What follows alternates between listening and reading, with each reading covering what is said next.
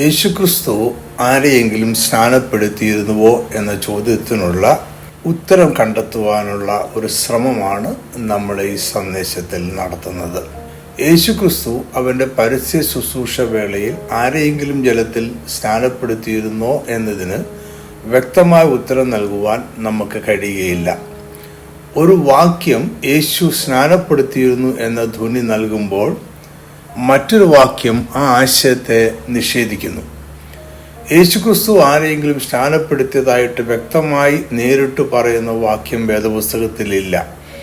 യേശുക്രിസ്തു സ്നാനപ്പെടുത്തിയതായി വ്യാഖ്യാനിക്കുവാൻ കഴിയുന്ന ചില വാക്യങ്ങളുണ്ട്. എന്നാൽ വാക്യങ്ങളെ പരസ്പരം ബന്ധിപ്പിച്ച് വ്യാഖ്യാനിക്കുമ്പോൾ യേശു ആരെയും സ്നാനപ്പെടുത്തിയതായി തീർച്ച പറയുവാൻ സാധ്യമല്ല. എങ്കിലും ഒറ്റപ്പെട്ട വാക്യങ്ങളിൽ ആശ്രയിക്കാതെ തിരുവെഴുത്തുകളെ മൊത്തമായി എടുത്ത് ഈ വിഷയം പഠിച്ചാൽ ഇതിന് ഒരു വ്യക്തത ഉണ്ടാകും. ലൂക്കോസ് 9-ാം അധ്യായത്തിൽ യേശുക്രിസ്തു 12 ശിഷ്യന്മാരെയും 10-ാം അധ്യായത്തിൽ വേറെ 70 പേരെയും ദൈവരാജ്യം പ്രസംഗിക്കുവാനായി സമീപത്തുള്ള പട്ടണങ്ങളിലേക്ക് അയക്കുന്നതായി പറയുന്നുണ്ട്. എന്നാൽ ഇവരോട് വിശ്വസിക്കുന്നവരെ സ്നാനപ്പെടുത്തണം എന്ന കൽപ്പന യേശു നൽകുന്നില്ല. സുവിശേഷ യാത്ര കഴിഞ്ഞ് 70 പേർ തിരികെ വന്നു. യാത്രയുടെ വിവരണം യേശുവിനോട് പറയുമ്പോഴും അവർ ആരെയും സ്നാനപ്പെടുത്തിയതായി പറയുന്നില്ല. യേശുക്രിസ്തുവിൻ്റെ ജീവിതകാലത്ത് സ്നാപക യോഹന്നാനെ പോലെയുള്ള ചില യഹൂദ റബിമാർ അവരുടെ ശിഷ്യന്മാരെ യഹൂദ വിശ്വാസമനുസരിച്ച് ശുദ്ധീകരണത്തിനായി വെള്ളത്തിൽ നിമജ്ജനം ചെയ്ത് സ്നാനപ്പെടുത്തിയിരുന്നു. യോഹന്നാൻ നൽകിയ മാനസാന്തര സ്നാനവും യേശുക്രിസ്തുവിൻ്റെ ശ്രേഷ്ഠ കൽപ്പന ലഭിക്കുന്നതിന് മുമ്പ് അപ്പോസ്തലന്മാർ നൽകിയ സ്നാനവും ക്രിസ്തീയ സ്നാനമല്ല. യേശുക്രിസ്തുവിൻ്റെ ക്രൂശുമരണത്തിനും ഉയർപ്പിനും മുമ്പ് ക്രിസ്തീയ സ്നാനത്തെക്കുറിച്ചുള്ള കൽപ്പന യേശു ആർക്കും നൽകിയിരുന്നില്ല. യേശുക്രിസ്തുവിൻ്റെ മരണത്തിനു മുമ്പ് യേശുവിന് ശിഷ്യന്മാർ നൽകിയ സ്നാനം യോഹന്നാനിലൂടെ തുടർന്നത് ആയിരിക്കണം. യോഹന്നാന്റെ സ്നാനം മാനസാന്തരത്തിൻ്റെ സ്നാനം ആയിരുന്നു. അശുദ്ധിയെ കഴുകിക്കളയുവാനായി ശുദ്ധീകരണ കുളത്തിൽ മുങ്ങി സ്നാനമേൽക്കുന്ന രീതി യഹൂദന്മാർക്ക് ഉണ്ടായിരുന്നു. ഈ അർത്ഥത്തിലാണ് അനന്യാസ് പൗലോസിനോട് സ്നാനമേറ്റ് നിന്റെ പാപങ്ങളെ കഴുകിക്കളക എന്ന് പറയുന്നത്. ഇതേ ആശയം എബ്രായർ 10:22 നമുക്ക് വായിക്കാം. പുറപ്പാട് 19:14 ദൈവം കൽപ്പിച്ചതനുസരിച്ച് മോശ പർവ്വതത്തിൽ നിന്ന് ജനത്തിന്റെ അടുക്കൽ ഇറങ്ങിച്ചെന്ന് ജനത്തെ ശുദ്ധീകരിച്ചു. അവർ വസ്ത്രം അലക്കുകയും ചെയ്തു. എന്നാൽ എങ്ങനെയാണ് ജനത്തെ ശുദ്ധീകരിച്ചത് എന്ന് ഇവിടെ പറയുന്നില്ല. പഴയ നിയമത്തിലെ ശുദ്ധീകരണത്തിനായുള്ള കഴുകൽ ഒരു ആചാരമായി ആരംഭിക്കുന്നത് പുറപ്പാട് 30 ദൈവം അതിനായുള്ള കൽപ്പന നൽകുന്നത് മുതൽ ആണ്. ഈ അധ്യായത്തിൽ പറയുന്ന സമാഗമന കൂടാരത്തിലെ ശുദ്ധീകരണത്തിനായുള്ള താമ്രത്തൊട്ടി ശലോമോന്റെ ദേവാലയത്തിൽ ഒരു വലിയ കുളമായി മാറി. അത് താമ്രം കൊണ്ടുണ്ടാക്കിയ 12 കാളകളുടെ മുകളിൽ സ്ഥാപിച്ചിരുന്നു. അതിൽ 90,000 ലിറ്റർ വെള്ളം കൊള്ളുമായിരുന്നു. അതിലേക്ക് പുരോഹിതന്മാർക്ക് കയറുവാൻ പടികളുണ്ടായിരുന്നു. ഇതിലെ ജലത്തിൽ പുരോഹിതന്മാർ മുങ്ങി ശുദ്ധീകരണം പ്രാപിക്കും. അതിനുശേഷം അവർക്ക് ധരിക്കുവാൻ ശുദ്ധിയുള്ള വസ്ത്രവും അവിടെ ക്രമീകരിച്ചിരുന്നു. ശുദ്ധീകരണത്തിന് ശേഷം മാത്രമേ അവർ ദൈവാലയത്തിൽ ശുശ്രൂഷ ചെയ്തുള്ളൂ. ജാതീയ വിശ്വാസത്തിൽ നിന്നും യഹൂദ വിശ്വാസത്തിലേക്ക് വരുന്നവരെയും സ്നാനപ്പെടുത്തുമായിരുന്നു. ജാതീയ ജീവിത രീതിയെ കഴുകിക്കളയുന്നു എന്നതായിരുന്നു അന്നത്തെ വിശ്വാസം. ഇതിൻ്റെ പിന്തുടർച്ചയാണ് യോഹന്നാന്റെ മാനസാന്തര സ്നാനം. എന്നാൽ യോഹന്നാൻ സ്നാപകന്റെ പ്രസംഗത്തിൽ ദൈവരാജ്യത്തിന്റെ സുവിശേഷം ഉണ്ടായിരുന്നു. മാനസാന്തരപ്പെടേണ്ടത് ദൈവരാജ്യം സമീപിച്ചിരിക്കുന്നു എന്നതിനാലാണ് യോഹന്നാന്റെ ശുശ്രൂഷ യേശുക്രിസ്തുവിന്റെ വഴി ഒരുക്കുക എന്നതായിരുന്നു. അതായത് യോഹന്നാന്റെ സ്നാനം മാനസാന്തര സ്നാനമാണ് എന്ന് നമ്മൾ പറയുമ്പോൾ തന്നെ അത് ദൈവരാജ്യത്തിനായുള്ള ഒരുക്കവും ആയിരുന്നു. ഈ സാഹചര്യത്തിൽ റബിമാരുടെ സ്നാനവും യേശുക്രിസ്തു കൽപ്പിച്ച സ്നാനവും തമ്മിൽ വേർതിരിച്ച് അറിയേണ്ടതുണ്ട്. അതിനാൽ യേശുവിൻ്റെ ശിഷ്യന്മാർ നൽകിയ സ്നാനത്തെ യേശുവിൻ്റെ നാമത്തിലുള്ള സ്നാനം എന്ന് വിശേഷിപ്പിച്ചു. മറ്റുള്ളവ അതത് റബിമാരുടെ പേരിൽ അറിയപ്പെട്ടു. യേശു ഈ ഭൂമിയിൽ ജീവിച്ചിരുന്നപ്പോഴും അവൻ്റെ സാന്നിധ്യത്തിൽ അവൻ്റെ കൽപ്പനയനുസരിച്ച് ശിഷ്യന്മാർ മറ്റുള്ളവരെ സ്നാനപ്പെടുത്തിയിരുന്നു. ഇത്തരം സ്നാനങ്ങൾ യേശുവിൻ്റെ സ്നാനം ആയിരുന്നു. യേശുക്രിസ്തു സ്വർഗാരോഹണം ചെയ്യുന്നതിന് മുമ്പേ അവൻ തൻ്റെ ശ്രേഷ്ഠ ദൗത്യം ശിഷ്യന്മാരെ കൽപ്പിച്ചേൽപ്പിക്കുന്നുണ്ട്. ഇത് നമുക്ക് മത്തായി 20:18 മുതൽ 20 വരെയുള്ള വാക്യങ്ങളിലും മർക്കോസ് 16:15-16 വാക്യങ്ങളിലും വായിക്കാം. ഇതിനു മുമ്പും ശിഷ്യന്മാർ യേശുവിൽ വിശ്വസിച്ചവരെ സ്നാനപ്പെടുത്തിയിരുന്നു എന്നതിന് തെളിവുകളുണ്ട്. എന്നാൽ സ്നാനം ഒരു കൽപ്പനയായി അവർക്ക് നൽകിയിരുന്നില്ല. യേശുക്രിസ്തുവിൽ വിശ്വസിക്കുന്നവർ അനുസരിക്കേണ്ട 2 കാര്യങ്ങളാണ് അവൻ കൽപ്പിച്ച് ഏൽപ്പിച്ചത്. ഒന്ന്, പിതാവിൻ്റെയും പുത്രൻ്റെയും പരിശുദ്ധാത്മാവിൻ്റെയും നാമത്തിലുള്ള സ്നാനം. 2, തിരുവത്താഴം. സ്നാനം യേശുക്രിസ്തുവിൻ്റെ മരണം, ഉയർപ്പ് എന്നിവയ്ക്ക് ശേഷമാണ് അവൻ കൽപ്പിച്ചാക്കിയത്. തിരുവത്താഴം അവൻ ക്രൂശിക്കപ്പെടുന്നതിന് മുമ്പും. ഈ വ്യത്യാസം നമ്മൾ ശ്രദ്ധിക്കേണ്ടതാണ്. യേശുക്രിസ്തുവിൻ്റെ അന്ത്യ ശ്രേഷ്ഠ കൽപ്പനയിൽ യേശുക്രിസ്തുവിൽ വിശ്വസിക്കുന്നവരെ സ്നാനപ്പെടുത്തി ശിഷ്യന്മാരാക്കുവാൻ അവൻ അപ്പോസ്തലന്മാരോട് കൽപ്പിക്കുന്നുണ്ട്. ദൈവരാജ്യത്തിൻ്റെ സുവിശേഷത്തിൽ വിശ്വസിക്കുന്നവരെ പിതാവിൻ്റെയും പുത്രൻ്റെയും പരിശുദ്ധാത്മാവിൻ്റെയും നാമത്തിൽ സ്നാനപ്പെടുത്തണം എന്നല്ലാതെ മറ്റൊരു വിശദീകരണവും യേശു നൽകുന്നില്ല. ഇതിൽ നിന്നും അവർക്ക് സ്നാനം എന്താണ് എന്നും എങ്ങനെ സ്നാനപ്പെടുത്തണമെന്നും അറിയാമായിരുന്നു എന്ന് കരുതാം. അന്ന് സ്നാനത്തെക്കുറിച്ചുള്ള അർത്ഥം എന്തായിരുന്നുവോ അതും അവർക്ക് അറിയാമായിരുന്നു. ശ്രേഷ്ഠമായ യേശുക്രിസ്തുവിൻ്റെ അന്ത്യകൽപ്പന അനുസരിച്ചാണ് ശിഷ്യന്മാരും ഇന്ന് നമ്മളും വിശ്വസിക്കുന്നവരെ സ്നാനപ്പെടുത്തുന്നത്. സ്നാനത്തിൻ്റെ ആത്മീയ അധികാരം യേശുക്രിസ്തുവാണ്. സ്നാനപ്പെടുന്ന വ്യക്തിയുടെ മേൽ ആത്മീയ അധികാരം ഉള്ളതും യേശുക്രിസ്തുവിന് മാത്രമാണ്. അതിനാൽ എല്ലാ സ്നാനവും യേശുക്രിസ്തുവിൻ്റെ സ്നാനമാണ്. മത്തായി 28:19-20 വാക്യങ്ങളിൽ ആദ്യം പറയുന്നത് സ്നാനം കഴിപ്പിക്കണമെന്നും, രണ്ടാമത് അവരെ യേശുവിൻ്റെ കൽപ്പനകൾ പഠിപ്പിക്കണമെന്നും, മൂന്നാമത് ശിഷ്യന്മാരാക്കണം എന്നുമാണ്. ഇത് അനന്തരഫലമായ ക്രമത്തിൽ അനുസരിക്കേണ്ടതല്ല. അങ്ങനെ അനുസരിച്ചാൽ ആദ്യം സ്നാനം കഴിപ്പിക്കുകയും പിന്നീട് സുവിശേഷം പ്രസംഗിക്കുകയും ചെയ്യേണ്ടി വരും. മർക്കോസ് 16 മറ്റൊരു വാക്യമുണ്ട്. മർക്കോസ് 16:16 വിശ്വസിക്കുകയും സ്നാനമേൽക്കുകയും ചെയ്യുന്നവൻ രക്ഷിക്കപ്പെടും, വിശ്വസിക്കാത്തവൻ ശിക്ഷാവിധിയിൽ അകപ്പെടും. ഈ വാക്യം പലപ്പോഴും തെറ്റായി വ്യാഖ്യാനിക്കപ്പെടുന്ന ഒരു വാചകമാണ്. രക്ഷിക്കപ്പെടുവാൻ സ്നാനമേൽക്കണമെന്ന തെറ്റായ ഉപദേശം പഠിപ്പിക്കുന്നവർ ഈ വാക്യത്തെ ദുർവ്യാഖ്യാനം ചെയ്യാറുണ്ട്. എന്നാൽ രക്ഷയ്ക്ക് യാതൊരു മനുഷ്യപ്രവൃത്തിയും അടിസ്ഥാനമല്ല എന്ന് തിരുവെഴുത്ത് വ്യക്തമായി പഠിപ്പിക്കുന്നുണ്ട്. യഥാർത്ഥത്തിൽ മർക്കോസിലെ വാക്യം രക്ഷയെക്കുറിച്ചുള്ള ഈ പ്രമാണം ലംഘിക്കുന്നില്ല. വാക്യത്തിലെ 1-ാമത്തെ ഭാഗം പറയുന്നത് വിശ്വസിക്കുകയും സ്നാനമേൽക്കുകയും ചെയ്യുന്നവൻ രക്ഷിക്കപ്പെടുമെന്നാണ്. എന്നാൽ 2-ാമത്തെ ഭാഗം അതിനെ കൂടുതൽ വ്യക്തമാക്കുന്നു. വിശ്വസിക്കാത്തവൻ ശിക്ഷാവിധിയിൽ അകപ്പെടും. അപ്പോസ്തലന്മാരുടെ കാലത്ത് വിശ്വസിക്കുകയും സ്നാനമേൽക്കാതിരിക്കുകയും ചെയ്യുന്നവർ ഇല്ലായിരുന്നു. അക്കാലത്ത് രക്ഷിക്കപ്പെട്ട സ്നാനപ്പെടാത്തവരെന്നും രക്ഷിക്കപ്പെട്ട് സ്നാനപ്പെട്ടവരെന്നും 2 വിഭാഗങ്ങളില്ലായിരുന്നു. അതിനാൽ ഈ വ്യത്യാസം എടുത്തു പറയേണ്ട കാര്യം രചയിതാവിന് ഇല്ല. ഇതിലുപരിയായി മർക്കോസ് 16-ാം അധ്യായം 9 മുതൽ 20 വരെയുള്ള വാക്യങ്ങൾ മർക്കോസ് എഴുതിയതാണോ എന്നതിൽ വേദപണ്ഡിതന്മാർക്കിടയിൽ തർക്കമുണ്ട്. പഴയ മൂലഗ്രന്ഥങ്ങളിൽ ഈ ഭാഗം ഉൾപ്പെടുത്തിയിട്ടില്ല. അതിനാൽ അത് പിന്നീട് ഏതോ പകർത്തിയെഴുത്തുകാരൻ കൂട്ടിച്ചേർത്തതാകുവാനാണ് സാധ്യത. അതിനാൽ ഈ ഭാഗം ബ്രാക്കറ്റിലാണ് എല്ലാ വേദപുസ്തകങ്ങളിലും കൊടുത്തിരിക്കുന്നത്. വെള്ളത്തിൽ മുങ്ങി സ്നാനപ്പെടുന്നത് കൊണ്ട് ആരും രക്ഷിക്കപ്പെടുന്നില്ല. രക്ഷിക്കപ്പെടുന്നവർ അതിൻ്റെ സാക്ഷ്യവും യേശുവിൻ്റെ കൽപ്പനയോടുള്ള അനുസരണവുമായിട്ടാണ് സ്നാനം സ്വീകരിക്കുന്നത്. സ്നാനപ്പെട്ട ശിഷ്യനാകുകയല്ല, ശിഷ്യനാകുന്നവൻ സ്നാനപ്പെടുകയാണ്. യേശുക്രിസ്തുവിൻ്റെ ശിഷ്യത്വം ഒരിക്കൽ സംഭവിക്കുന്ന ഒരു കാര്യമല്ല. അത് രക്ഷയെപ്പോലെ തന്നെ ഒരു തുടർ പ്രക്രിയ ആണ്. മറ്റൊരു രീതിയിൽ പറഞ്ഞാൽ രക്ഷയും ശിഷ്യത്വവും ഒന്നു തന്നെയാണ്. രക്ഷിക്കപ്പെടുന്നവർ എല്ലാവരും യേശുവിൻ്റെ ശിഷ്യന്മാരാണ്. രക്ഷിക്കപ്പെടുന്നത് ദൈവകൃപയാൽ യേശുക്രിസ്തുവിലുള്ള വിശ്വാസം മൂലം മാത്രമാണ്. അതിനാൽ രക്ഷിക്കപ്പെട്ട് യേശുക്രിസ്തുവിന് ശിഷ്യനാകുന്ന ഒരുവൻ അവൻ്റെ രക്ഷയുടെയും ശിഷ്യത്വത്തിൻ്റെയും യാത്ര ആരംഭിക്കുകയും തുടരുകയും ചെയ്യുകയാണ്. അതുകൊണ്ടാണ് യേശു കൽപ്പിച്ചത്, അവൻ കൽപ്പിച്ചതൊക്കെയും പ്രമാണിപ്പാൻ തക്കവണ്ണം അവനിൽ വിശ്വസിക്കുന്നവരെ പഠിപ്പിക്കണം. അങ്ങനെ അവർ ശിഷ്യന്മാർ എന്ന ആത്മീയ അനുഭവത്തിൽ മുന്നോട്ട് വളരും. യേശുക്രിസ്തു മറ്റുള്ളവരെ സ്നാനപ്പെടുത്തിയിരുന്നത് തോന്നിപ്പിക്കുന്ന ഒരു വാക്യം മത്തായി 3:14 ഇവിടെ യേശുക്രിസ്തു സ്നാനപ്പെടുവാനായി യോഹന്നാൻ സ്നാപകന്റെ അടുക്കൽ വന്നപ്പോൾ യോഹന്നാൻ അവനോട് പറഞ്ഞു, നിന്നാൽ സ്നാനമേൽക്കുവാൻ എനിക്ക് ആവശ്യം. എന്നാൽ ഈ വാചകം യേശുക്രിസ്തു മറ്റുള്ളവരെ സ്നാനപ്പെടുത്തിയിരുന്നു എന്നതിൻ്റെ തെളിവല്ല. യേശുക്രിസ്തു അന്നത്തെ മത സാമൂഹിക സാഹചര്യത്തിൽ ഒരു യഹൂദ റബിയായിട്ടാണ് ശുശ്രൂഷ ചെയ്തിരുന്നത്. അവൻ ശുശ്രൂഷ തുടങ്ങുന്നത് യോഹന്നാൻ സ്നാപകൻ തടവിൽ ആക്കപ്പെട്ടതിന് ശേഷം ആണ്. ഒരു യഹൂദൻ ഒരു റബിയായി നിയോഗിക്കപ്പെടുന്നതിന് മുമ്പേ അപ്രകാരമുള്ള ശുശ്രൂഷ ചെയ്യുകയോ മറ്റുള്ളവരെ സ്നാനപ്പെടുത്തുകയോ ചെയ്യുകയില്ല. അതിനാൽ യോഹന്നാൻ സ്നാപകൻ യേശുക്രിസ്തുവിൻ്റെ ശ്രേഷ്ഠതയെക്കുറിച്ചാണ് സംസാരിച്ചത് എന്ന് വ്യക്തമാണ്. ഇത് യേശുക്രിസ്തു ആരെയെങ്കിലും സ്നാനപ്പെടുത്തിയിരുന്നു എന്നതിൻ്റെ തെളിവ് അല്ല. ഈ വിഷയത്തിന്റെ പഠനത്തിനായി പ്രധാനമായി ഉപയോഗിക്കുന്ന 2 വേദഭാഗങ്ങളാണ് യോഹന്നാൻ 3 22 മുതൽ 26 വരെയുള്ള വാക്യങ്ങളും യോഹന്നാൻ 4 1-2 വാക്യങ്ങളും. യോഹന്നാൻ 3 22 മുതൽ 26 വരെയുള്ള വാക്യങ്ങൾ സൂചിപ്പിക്കുന്നത് യേശുക്രിസ്തുവും ശിഷ്യന്മാരും യഹൂദ ദേശത്ത് അനേകരെ സ്ഥാനപ്പെടുത്തിയിരുന്നു എന്നാണ്.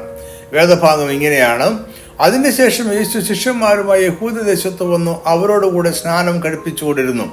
യോഹന്നാനും ശലേമിന് അരികത്തെ ഐനോനിൽ സ്നാനം കഴിപ്പിച്ചുകൊണ്ടിരുന്നു. അവിടെ വളരെ വെള്ളമുണ്ടായിരുന്നു. ആളുകൾ വന്ന് സ്നാനമേറ്റു. അന്ന് യോഹന്നാനെ തടവിലാക്കിയിരുന്നില്ല.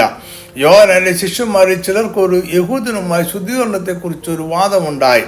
അവർ യോഹന്നാന്റെ അടുക്കൽ വന്ന് അവനോട്, റബി, യോർദാനക്കരെ നിന്നോടുകൂടെ ഇരുന്നവൻ, നീ സാക്ഷീകരിച്ചിട്ടുള്ളവൻ തന്നെ ഇതാ സ്നാനം കഴിപ്പിക്കുന്നു, എല്ലാവരും അവന്റെ അടുക്കൽ ചെല്ലുന്നു എന്ന് പറഞ്ഞു. എന്നാൽ യോഹന്നാൻ 4:2 അനുസരിച്ച് യേശുക്രിസ്തു ആരെയും സ്നാനപ്പെടുത്തിയിരുന്നില്ല. എന്നാൽ അവന്റെ ശിഷ്യന്മാർ മറ്റുള്ളവരെ സ്നാനപ്പെടുത്തിയിരുന്നു. യോഹന്നാൻ 4:1-2 വാക്യങ്ങൾ: യേശു യോഹന്നാനേക്കാൾ അധികം ശിഷ്യന്മാരെ ചേർത്ത് സ്നാനം കഴിപ്പിക്കുന്നുവെന്ന് പരീശന്മാർ കേട്ട് എന്ന് കർത്താവ് അറിഞ്ഞപ്പോൾ ശിഷ്യന്മാരല്ലാതെ യേശു തന്നെ സ്നാനം കഴിപ്പിച്ചില്ലാതാനും. ഈ വാക്യങ്ങളുടെ അടിസ്ഥാനത്തിൽ 2 വാദങ്ങൾ നിലവിൽ ഉണ്ട്. ഒന്നാമത്തെ വാദം യോഹന്നാൻ 3:22 മുതൽ 26 വരെയുള്ള വാക്യമനുസരിച്ച് യേശുക്രിസ്തു അവനെ ശിഷ്യന്മാരെ സ്നാനപ്പെടുത്തിയിരുന്നു. അതിനുശേഷം ശിഷ്യന്മാരാണ് മറ്റുള്ളവരെ സ്നാനപ്പെടുത്തിയത്. ഇതാണ് യോഹന്നാൻ 4:1-2 വാക്യങ്ങളിൽ പറയുന്നത്. രണ്ടാമത്തെ വാദം യോഹന്നാൻ 3:22 മുതൽ 26 വരെയുള്ള വാക്യം യേശുവിന്റെ ആത്മീയാധികാരത്തിന് കീഴിൽ ശിഷ്യന്മാർ അനേകരെ സ്നാനപ്പെടുത്തിയതിനെ കുറിച്ചാണ്. ഇതിൽ യേശുവും നേരിട്ട് സ്നാനപ്പെടുത്തിയിരുന്നുവോ എന്ന ആശയക്കുഴപ്പമുണ്ട്. ഇത് യോഹന്നാൻ 4:1-2 വാക്യങ്ങൾ പരിഹരിക്കുന്നു.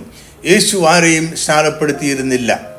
യോഹന്നാൻ 3:22 മുതൽ 26 വരെയുള്ള വാക്യങ്ങളിൽ ഐനോൻ എന്ന സ്ഥലത്ത് മാനസാന്തരപ്പെടുന്ന യഹൂദന്മാരെ സ്നാനപ്പെടുത്തുന്ന യോഹന്നാൻ സ്നാപകനെ നമ്മൾ കാണുന്നു.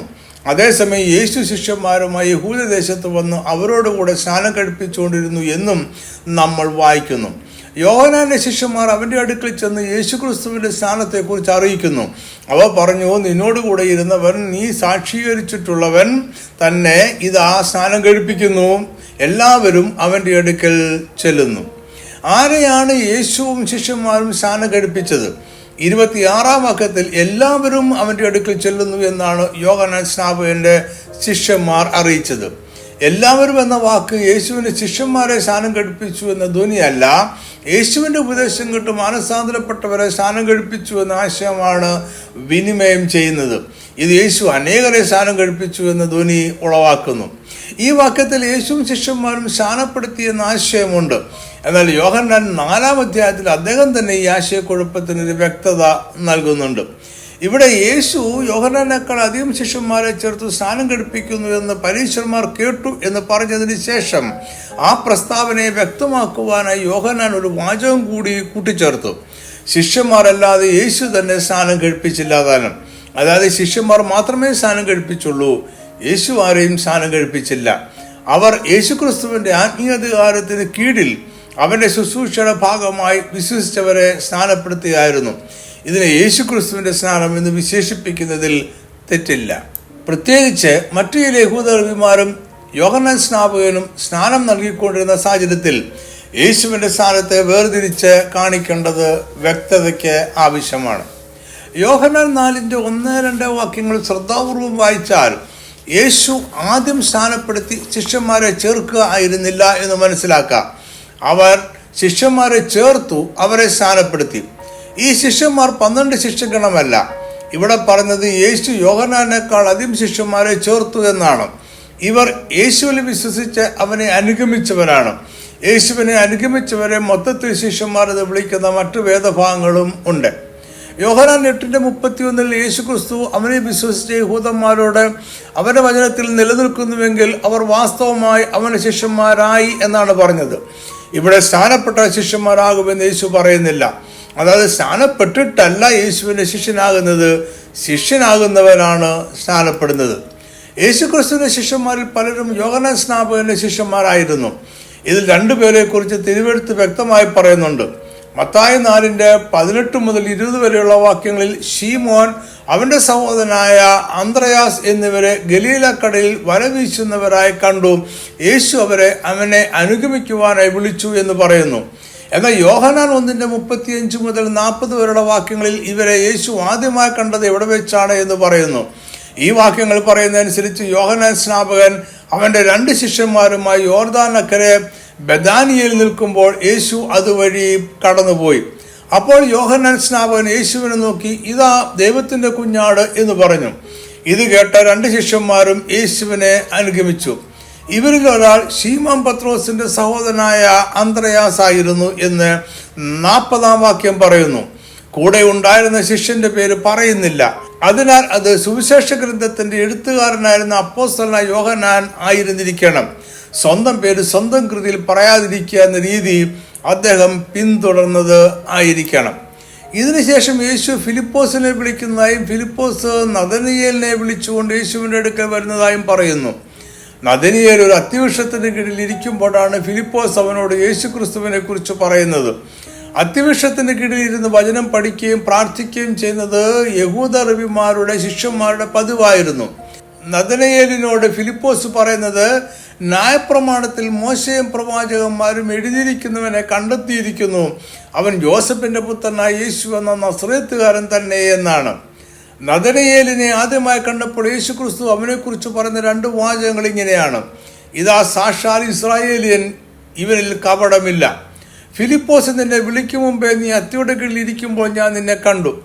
ഇതിൽ നിന്നെല്ലാം നഥനയേൽ ഒരു യഹൂദ റബിയുടെ ശിഷ്യനായിരുന്നു എന്ന് അനുമാനിക്കാം. നഥനയേലിന്റെ ഗുരുവായിരുന്ന റബി അദ്ദേഹത്തെ സ്നാനപ്പെടുത്തിയിരിക്കുവാൻ സാധ്യതയുണ്ട്. യോഹന്നാൻ സ്നാപകനെ പോലെ ഒരു മാനസാന്തര സ്നാനം എല്ലാ റബിമാരും നടത്തിയിരുന്നുവോ എന്ന് നമുക്ക് തീർച്ചയില്ല. എങ്കിലും ജലത്തിൽ മുങ്ങി ശുദ്ധീകരണം പ്രാപിക്കുക എന്നത് യഹൂദ മത പ്രമാണം ആയിരുന്നു. ഇതേ അധ്യായത്തിൽ 44-ാം വാക്യത്തിൽ ഫിലിപ്പോസോ അന്ത്രയോസിന്റെയും പത്രോസിന്റെയും പട്ടണമായ ബേത്സയിദയിൽ നിന്നുള്ളവർ ആയിരുന്നു എന്ന് പറയുന്നു. ഈ കൂട്ടത്തിൽ നമുക്ക് അപ്പോസ്തലനായ യോഹന്നാൻ, യാക്കോബ്, നഥനയേൽ എന്നിവരെയും ഉൾപ്പെടുത്താം. ഇവർ തമ്മിലുള്ള ആത്മീയ സൗഹൃദം ഇവർക്ക് യോഹന്നാൻ സ്നാപകനുമായി ബന്ധമുണ്ടായിരുന്നു എന്ന അനുമാനത്തിൽ നമ്മളെ എത്തിക്കുന്നു. കാരണം സുവിശേഷ ഗ്രന്ഥകർത്താവായ യോഹന്നാനും അന്ത്രയാസും യോഹന്നാൻ സ്നാപകന്റെ ശിഷ്യന്മാരായിരുന്നുവെന്ന് വ്യക്തമായി പറയുന്നുണ്ട്. ഇവർക്ക് മറ്റുള്ളവരുമായ ഒരു ആത്മീയ ബന്ധം ഉണ്ടായിരുന്നു. യോഹന്നാൻ സ്നാപകൻ അവൻ പ്രസംഗിച്ച ദൈവരാജ്യത്തിന്റെ സുവിശേഷം കേട്ട് മാനസാന്തരപ്പെട്ട എല്ലാവരെയും വെള്ളത്തിൽ നിമജ്ജനം ചെയ്ത് സ്നാനപ്പെടുത്തിയിരുന്നു. അതിനാൽ അവന്റെ ശിഷ്യന്മാരെയും അവൻ നിശ്ചയമായും സ്നാനപ്പെടുത്തിയിരുന്നു. അവരിൽ ചിലർ പിന്നീട് യേശുവിന്റെ ശിഷ്യന്മാരായി. യേശു അവരെ വീണ്ടും സ്നാനപ്പെടുത്തുവാൻ സാധ്യതയില്ല. മാനസാന്തര സ്നാനമോ ശുദ്ധീകരണത്തിനായുള്ള സ്നാനമോ അല്ലാതെ മറ്റൊന്നും അന്ന് നിലവിൽ ഉണ്ടായിരുന്നില്ല. അങ്ങനെയാണെങ്കിൽ യേശു ശിഷ്യന്മാരെ സ്നാനപ്പെടുത്തിയെന്ന് ചിന്തിച്ചാൽ ചിലരെ യേശു സ്നാനപ്പെടുത്തി, ചിലരെ അവൻ നേരിട്ട് സ്നാനപ്പെടുത്തിയില്ല എന്ന് ചിന്തിക്കേണ്ടി വരും. ഇത് അവരുടെ ഇടയിൽ വേർതിരിവുണ്ടാക്കും. എന്നാൽ ഇത്തരം ഒരു വേർതിരിവിന്റെ നേരിയ പരാമർശം പോലും തിരുവെഴുത്തുകളിൽ ഇല്ല. ഇതിനെക്കുറിച്ച് മനസ്സിലാക്കുവാൻ സഹായിക്കുന്ന ചില സംഭവങ്ങൾ പുതിയ നിയമത്തിലുണ്ട്. ഇവയിൽ മത്തായി 20 മുതൽ 23 വരെയുള്ള വാക്യങ്ങളിൽ വിവരിക്കുന്ന ഒരു സംഭവത്തെക്കുറിച്ച് ആദ്യം ചിന്തിക്കാം. യാക്കോബ്, യോഹന്നാൻ എന്നിവരുടെ മാതാവ് യേശുക്രിസ്തുവിന്റെ അടുക്കൽ വന്ന്, ഈ എൻ്റെ പുത്രന്മാർ ഇരുവരും നിന്റെ രാജ്യത്തിൽ ഒരുത്തൻ നിന്റെ വലത്തും ഒരുത്തൻ ഇടത്തും ഇരിപ്പാൻ അരുളി ചെയ്യണമേ എന്ന് അപേക്ഷിച്ചു. യേശു അതിന്, എൻ്റെ വലത്തും ഇടത്തും ഇരിപ്പാൻ വരം നൽകുന്നത് എൻ്റേതല്ല, എൻ്റെ പിതാവ് ആർക്ക് ഒരുക്കിയിരിക്കുന്നുവോ അവർക്ക് കിട്ടും എന്ന് ഉത്തരം പറഞ്ഞു. നമ്മൾ മുമ്പ് അനുമാനിച്ചതുപോലെ യാക്കോബും യോഹന്നാനും യോഹന്നാൻ സ്നാപകന്റെ ശിഷ്യന്മാർ ആയിരുന്നിരിക്കുവാൻ സാധ്യതയുണ്ട്. അവർ യേശുവിനോട് ഒരു പ്രത്യേക ആവശ്യം പറഞ്ഞപ്പോൾ അതിന് പിൻബലമായി യേശു അവരെ സ്നാനപ്പെടുത്തി എന്ന അവകാശവാദം ഉന്നയിക്കുന്നില്ല. യേശു അവരോട് പറഞ്ഞ മറുപടിയിലും യേശു നൽകിയതായി വ്യാഖ്യാനിക്കപ്പെടുന്ന സ്ഥാനത്തെക്കുറിച്ച് യാതൊരു പരാമർശവും ഇല്ല. യേശുവോ ശിഷ്യന്മാരോ 1-ാം നൂറ്റാണ്ടിലെ സഭയോ യേശു ചിലരെ സ്നാനപ്പെടുത്തിയിരുന്നതായി പറയുന്നില്ല. അതിന് യാതൊരു പ്രാധാന്യവും നൽകിയില്ല. ഇത് സ്വാഭാവികമോ മനഃപൂർവമായ ഒഴിവാക്കലല്ല.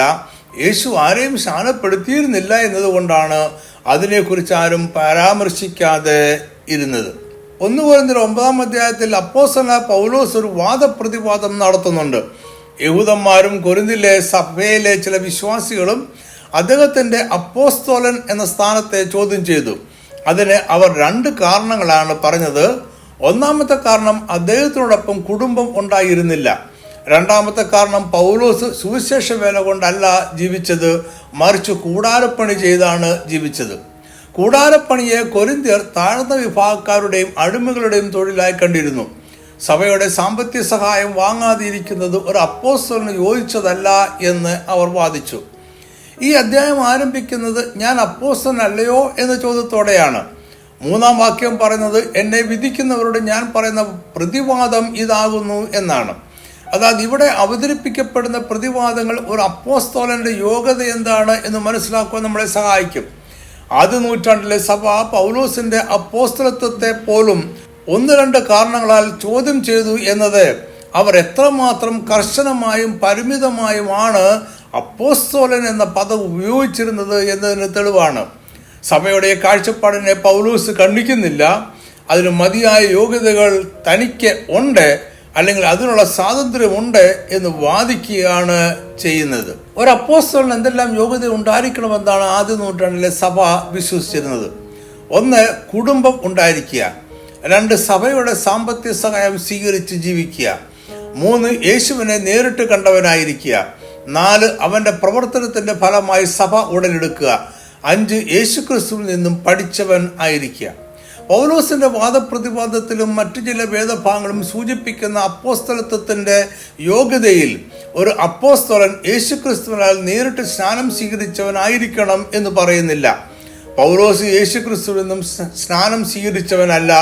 അനന്യാസ് എന്ന ക്രിസ്തീയ വിശ്വാസിയാണ് അവനെ സ്നാനപ്പെടുത്തിയത്. എന്നാൽ അത് അപ്പോസ്തലത്വത്തിന് ഒരു അയോഗ്യതയായോ യേശു നേരിട്ട് സ്നാനപ്പെടുത്തിയവർക്ക് എന്തെങ്കിലും അധികം യോഗ്യതയുള്ളതായോ ആദ്യ നൂറ്റാണ്ടിലെ സഭ കണ്ടിരുന്നില്ല. യേശു ചില ശിഷ്യന്മാരെയെങ്കിലും സ്നാനപ്പെടുത്തിയിരുന്നു എങ്കിൽ അത് അക്കാലത്തെ പരാമർശിക്കപ്പെടുമായിരുന്നു. ഈ വിഷയത്തിൽ കൂടുതൽ വ്യക്തത ഉണ്ടാകേണ്ടതിനായി മറ്റൊരു വേദഭാഗം കൂടി നമുക്ക് പരിശോധിക്കാം. അത് അപ്പോസ്തല പ്രവൃത്തികൾ 1:12 മുതൽ 26 വരെയുള്ള വാക്യങ്ങളാണ്. യേശുക്രിസ്തുവിന്റെ ഉയർപ്പിന് ശേഷം അപ്പോസ്തലന്മാർ 11 പേരും മറ്റു ശിഷ്യന്മാരും യെരുശലേമിൽ അവർ താമസിച്ചിരുന്ന മാളിക മുറിയിൽ കൂടിയിരുന്നു. ഒരുമനപ്പെട്ട് പ്രാർത്ഥന കഴിച്ചു പോന്നു. ഇങ്ങനെ ഏകദേശം 120 പേരുള്ള ഒരു സംഘം കൂടിയിരുന്നപ്പോൾ യൂദ ഇസ്കരിയോത്താവിന് പകരമായി മറ്റൊരു ശിഷ്യനെ തിരഞ്ഞെടുക്കുവാൻ അവർ തീരുമാനിച്ചു. തിരഞ്ഞെടുക്കുന്ന വ്യക്തിയുടെ യോഗ്യത എന്തായിരിക്കണമെന്ന് 21-22 വാക്യങ്ങളിൽ പത്രോസ് പറയുന്നു. ഈ വാക്യത്തിൽ യൂദായ്ക്ക് പകരമായി തിരഞ്ഞെടുക്കപ്പെടുന്നവൻ യേശുക്രിസ്തു യോഹന്നാൻ സ്നാപകന്റെ സ്നാനം സ്വീകരിച്ചതിന് സാക്ഷിയായിരിക്കണം എന്ന് പത്രോസ് പറയുന്നു. അവൻ അന്നു മുതൽ യേശുക്രിസ്തു സ്വർഗാരോഹണം ചെയ്ത നാൾ വരെ യേശുവിൻ്റെയും ശിഷ്യന്മാരുടെയും കൂടെ നടന്നവനുമായിരിക്കണം. ഇതിൽ നിന്നും യേശുക്രിസ്തു യോഹന്നാൻ സ്നാപകന്റെ കൈക്കീഴെ സ്നാനപ്പെട്ടപ്പോൾ യേശുവിൻ്റെ ശിഷ്യന്മാർ അതിന് സാക്ഷികളായി ഉണ്ടായിരുന്നു എന്ന് അനുമാനിക്കാം. ഇത് ശിഷ്യന്മാരിൽ മിക്കവരും യോഹന്നാൻ സ്നാപകന്റെ ശിഷ്യന്മാർ ആയിരുന്നു എന്ന ധ്വനി നൽകുന്നുണ്ട്. യൂദായ്ക്ക് പകരമായി ഒരുവനെ തിരഞ്ഞെടുക്കേണ്ടതിനായി 2 പേരെ അപ്പോസ്തലന്മാർ മുന്നോട്ട് നിർത്തുന്നുണ്ട്. അവരെ യുസ്തോസ് എന്ന് മറുപേരുള്ള ബർശബ എന്ന യോസഫ്, മത്തിയാസ് എന്നിവരായിരുന്നു. അതിനാൽ ഇവർ 2 പേരും യേശുക്രിസ്തുവിന്റെ സ്നാനം മുതൽ അവന്റെ സ്വർഗാരോഹണം വരെ അവരുടെ കൂടെ നടന്നിരുന്നവർ ആയിരുന്നു എന്നും നമുക്ക് അനുമാനിക്കാം.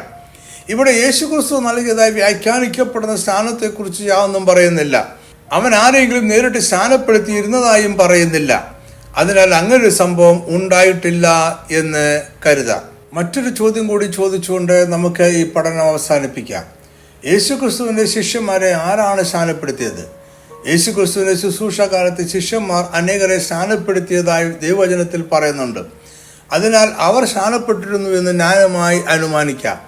അവരെ ആര് സ്നാനപ്പെടുത്തിയെന്ന് തിരുവചനത്തിൽ വ്യക്തമായി പറയുന്നില്ല. തിരുവെഴുത്തുകളുടെ അടിസ്ഥാനത്തിൽ ചില അനുമാനങ്ങളിൽ നമുക്ക് എത്തിച്ചേരാം എന്നേ ഉള്ളൂ. യേശുക്രിസ്തു അവന് ശുശ്രൂഷ ആരംഭിക്കുന്നതിന് മുമ്പായി യോഹന്നാൻ സ്നാപകന് കീഴിൽ സ്നാനപ്പെട്ടു.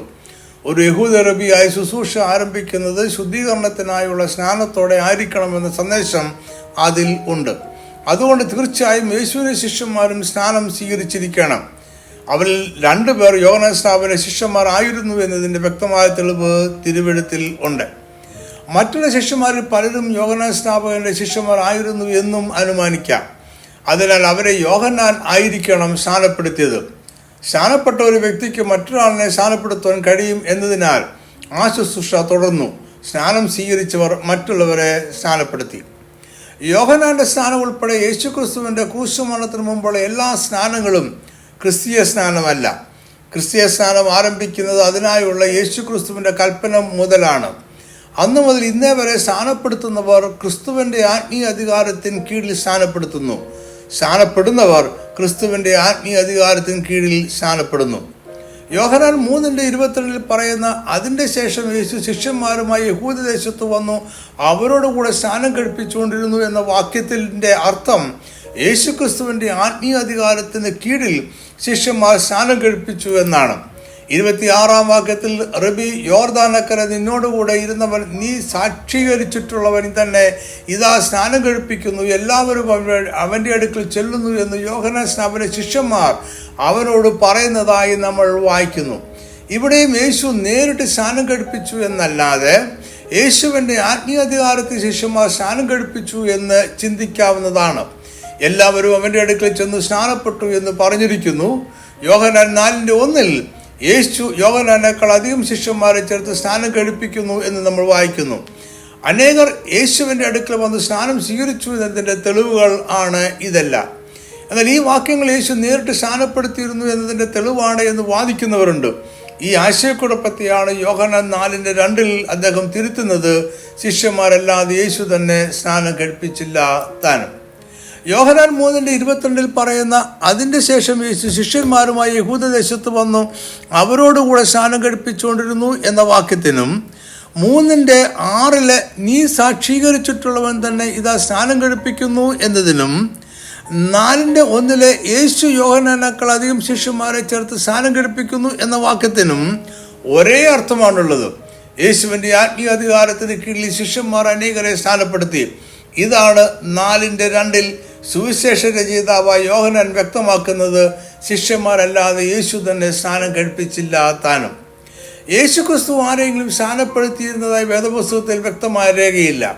ശിഷ്യന്മാരോ അക്കാലത്തെ ഏതെങ്കിലും വ്യക്തികളോ യേശു ക്രിസ്തുവിനാൽ സ്നാനം സ്വീകരിച്ചവരാണ് എന്ന് അവകാശപ്പെട്ടിട്ടില്ല. അനാവശ്യമായ ഒരു പക്ഷം ചേരൽ ശിഷ്യന്മാർക്കിടയിലും യേശുവിനെ വിശ്വസിച്ചവർക്കിടയിലും ഉണ്ടാകണ്ട എന്ന് കരുതി യേശു ക്രിസ്തു നേരിട്ട് സ്നാനം നൽകാഞ്ഞത് ആയിരിക്കണം. യേശു എന്തുകൊണ്ടാണ് ആരെയും സ്നാനപ്പെടുത്താതിരുന്നത് എന്നതിനെക്കുറിച്ച് നമുക്ക് വ്യക്തമായിട്ടുള്ള ധാരണ ഇല്ല. ഒരു പക്ഷേങ്കിൽ അനാവശ്യമായ ഒരു പക്ഷം ചേരൽ ശിഷ്യന്മാർക്കിടയിലും അവനെ വിശ്വസിച്ചവർക്കിടയിലും ഉണ്ടാകണ്ട എന്ന് കരുതി അവൻ നേരിട്ട് സ്നാനം നൽകാഞ്ഞത് ആയിരിക്കണം. ഇത്തരം ഒരു വിഭാഗ്യത കൊരിന്ത്യയിലെ സഭയിൽ പിന്നീട് ഉടലെടുത്തു. അതിനെക്കുറിച്ച് 1 കൊരിന്ത്യർ 1:12-16 വരെയുള്ള വാക്യങ്ങളിൽ പൗലോസ് പറയുന്നുണ്ട്. അദ്ദേഹം ഇത്തരം വിഭാഗ്യതയെ എതിർക്കുകയും ചെയ്തു. യേശുക്രിസ്തു ആരെങ്കിലും നേരിട്ട് സ്നാനപ്പെടുത്തിയിരുന്നുവോ എന്ന ചോദ്യത്തിനുള്ള ഉത്തരമാണ് നമ്മൾ ഇതുവരെയും ചർച്ച ചെയ്തത്. ഇത് നിങ്ങൾക്ക് അനുഗ്രഹമായിരുന്നു എന്ന് ഞാൻ കരുതുന്നു. ദൈവം നിങ്ങളെ സമൃദ്ധമായി അനുഗ്രഹിക്കട്ടെ. ആമേൻ.